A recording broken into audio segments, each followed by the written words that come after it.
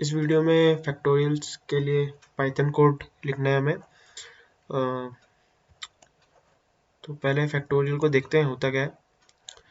तो फैक्टोरियल को पहले डिनोट हम दो तरीके से कर सकते हैं, एक ये और एक ये वाला मेथड। जनरली अब ये वाला यूज़ करते हैं, ये वाला मेथड, लेकिन ये भी कर सकते हैं। तो फैक्टोरियल होता क्या है, अगर हमारे पास एक सेट है ए जिसके एलिमेंट्स हैं ए, small B and small C, ठीक है। तो फिर इसे हम अगर अरेंज करना चाहें, हमें टोटल नंबर ऑफ वेज पता करने हो कि कितने में हम अरेंज कर सकते हैं इसे, तो एक तरीके के लिए उसे ये सॉल्व करने के लिए है फैक्टोरियल। तो हमें टोटल नंबर ऑफ वेज अगर चाहिए कि कितने अरेंज कर सकते हैं, तो वो होंगे 6, क्योंकि 3 इसका कार्डिनल नंबर होगा एंड ए इक्वल्स टू 3। तो कार्डिनल नंबर मतलब number of elements in the set, है ना। तो सिंपल बोले तो अगर n एलिमेंट्स है तो हम उसे n फैक्टोरियल वेज में अरेंज कर सकते हैं। तो ये 3 एलिमेंट्स है तो इसे 3 फैक्टोरियल वेज में अरेंज कर सकते हैं। तो अब फैक्टोरियल वेज कैसे निकालें, तो देखते हैं कैसा होता है। ये 0 फैक्टोरियल 1 होता है, 1 फैक्टोरियल 1 होता है, 2 फैक्टोरियल 1 इंटू 2 ऐसा होगा, 3 factorial 1 into 2 into 3 and 4 factorial 1 into 2 into 3 into 4। ऐसे ही जनरल टर्म अगर देखें तो n factorial 1 into 2 into 3 into so on till ये n minus 2 n minus 1 into n। तो ये फैक्टोरियल की जनरल फॉर्म ये है।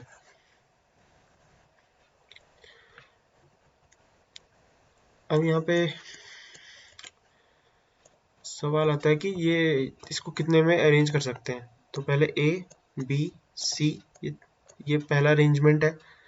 फिर दूसरा अरेंजमेंट क्या होगा, ए सी बी। तीसरा अरेंजमेंट होगा सी ए बी। फोर्थ अरेंजमेंट होगा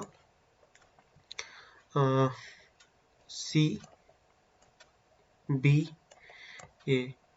फिफ्थ अरेंजमेंट होगा बी सी ए। और सिक्स्थ अरेंजमेंट होगा बी ए सी। तो ये सारी यूनिक अरेंजमेंट है और टोटल हमने 6 वेज में बताया था, प्रिडिक्ट किया था, और वही एक्सपेक्टेड आउटपुट भी वही है। तो टोटल 6 वेज है, 6 वेज।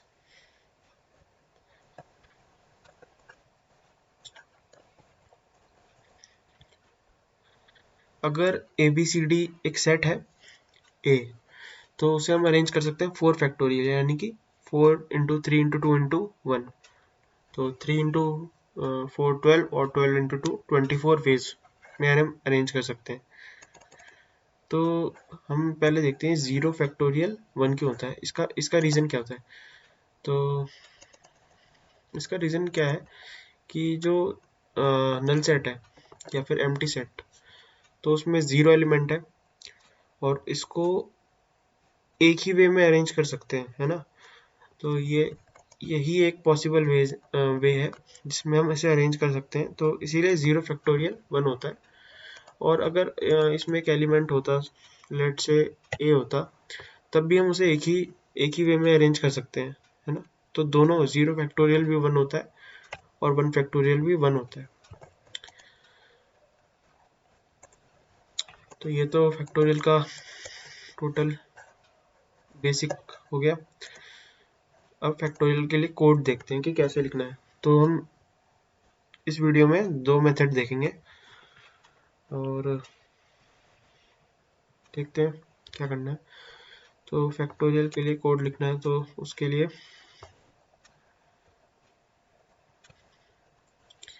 भी थोड़ा जूम कर दिया इसे।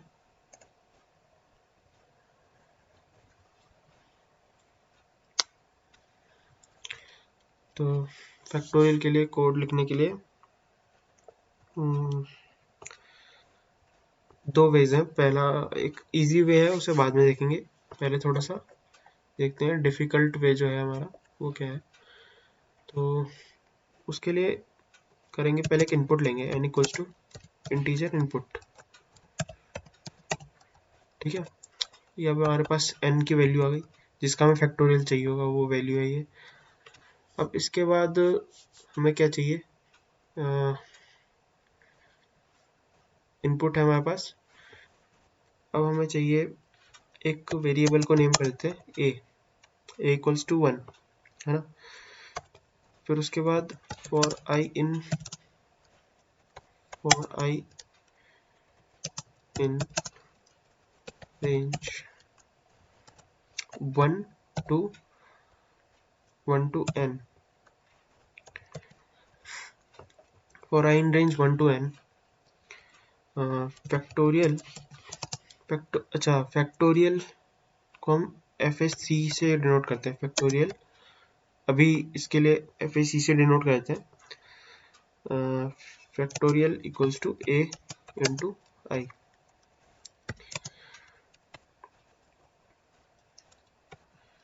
फिर उसके बाद a इक्वल्स टू फैक्टोरियल, ये क्यों किया अभी बताते हैं क्यों किया। इसका रीज़न ये होगा, जैसे फैक्टोरियल a इंटू आई होगा, i 0 1 2 3 होगा, और उसके बाद फैक्टोरियल की वो वैल्यू a स्टोर कर देगा। तो a 1 था, तो जब पहला इटरेशन हुआ उसके बाद i की वैल्यू 1 हुई। अब a into I 1 into 1 a की वैल्यू हो जाएगी यहाँ पे। फिर दोबारा इटरेशन होगा, फिर ये हो जाएगा 2, तो फैक्टोरियल की वैल्यू हो जाएगी जो a था 1 इंटू 1 इंटू 2। अब फिर फैक्टोरियल की वैल्यू हो जाएगी 2। अब फिर अगला इटरेशन होगा, उसमें i 3 हो जाएगा, और फिर फैक्टोरियल की वैल्यू हो जाएगी a इक्वल्स टू फैक्टोरियल हो जाएगा, और फिर 2 इंटू 3 हो जाएगा। ऐसे ही करते हैं 3 इंटू 4 इंटू 5, ऐसे ही n तक हो जाएगा।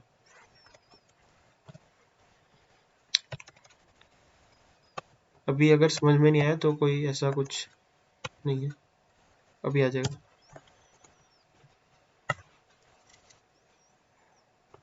a into factorial, a equals two factorial, फिर उसके बाद प्रिंट है।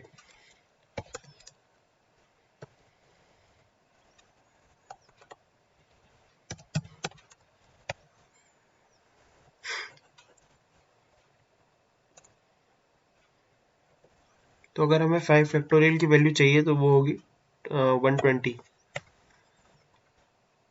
लेकिन यहाँ 24। अच्छा, जो रेंज फंक्शन होता है वो 1 टू n-1 तक जाता है, तो इसमें अगर हम n+1 ऐड कर देंगे तब हमारा आंसर आएगा सही। तो अगर 5 डालेंगे तो 5 फैक्टोरियल आ जाएगा 120, जो कि सही आ रहा है। क्या है कि ये यहाँ पे रेंज फंक्शन होता है जो वो 1 टू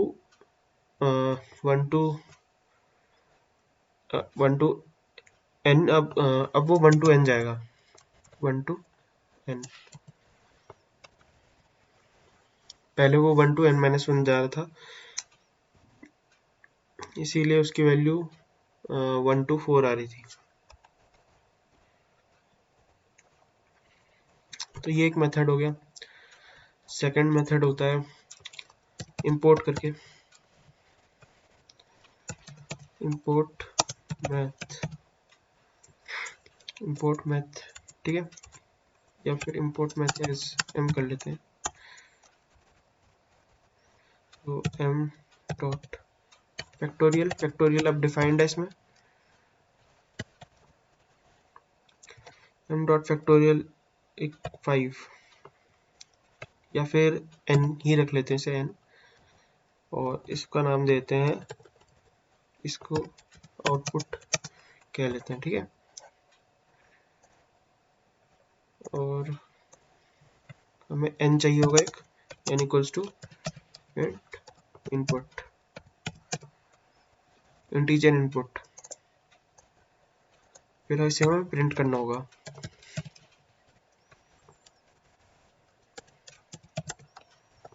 प्रिंट आउटपुट। तो ये बहुत सिंपल कोड है। अगर हमें 5 चाहिए तो उसकी वैल्यू आएगी 120। तो इसे हम पाइथन में करने का फ़ायदा क्या है कि हम बड़े फैक्टोरियल की वैल्यू कैलकुलेट कर सकते हैं बहुत इजीली। जैसे 15,000 की वैल्यू ये आएगी, बहुत बड़ी वैल्यू है ना।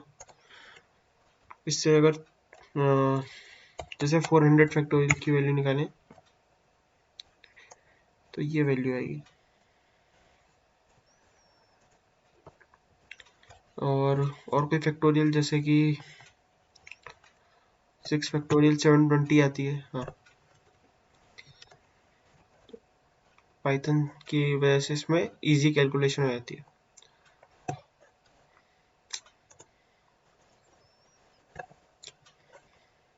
एक और मेथड है फैक्टोरियल का, वो है रिकर्शन।